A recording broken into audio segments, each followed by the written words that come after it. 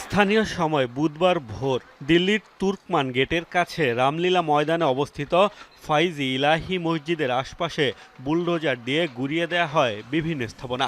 স্থানীয় পৌর কর্তৃপক্ষের দাবি, অবৈধ অবকাঠামো উচ্ছেদে চালানো হয়েছে অভিযান।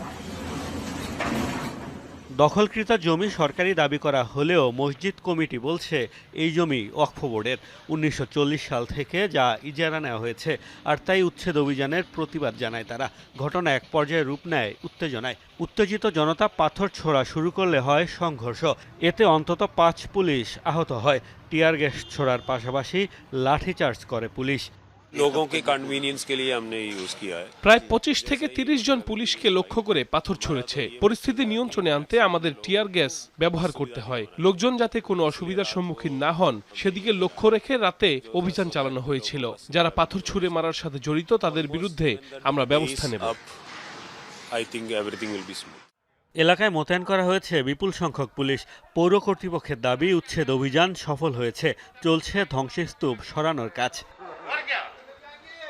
গত নভেম্বরে মসজিদ সংলগ্ন ৩৯,০০০ বর্গফুট জায়গা খালি করার নির্দেশ দেয় দিল্লি হাইকোর্ট। পরে মসজিদ কমিটি পিটিশন দায়ের করে। ভারতীয় বিভিন্ন গণমাধ্যমের দাবি, পিটিশনের শুনানিতে মঙ্গলবার দিল্লি হাইকোর্ট পৌর কর্তৃপক্ষ, নগর উন্নয়ন মন্ত্রণালয় ও ওয়াকফ বোর্ডকে ৪ সপ্তাহ সময় বেঁধে দেন। আর শুনানির জন্য আগামী ২২ এপ্রিল নতুন তারিখ ধার্য করেন। এর মধ্যেই বুধবার চালানো হয় উচ্ছেদ অভিযান। মোস্তফা মাহমুদ, যমুনা নিউজ।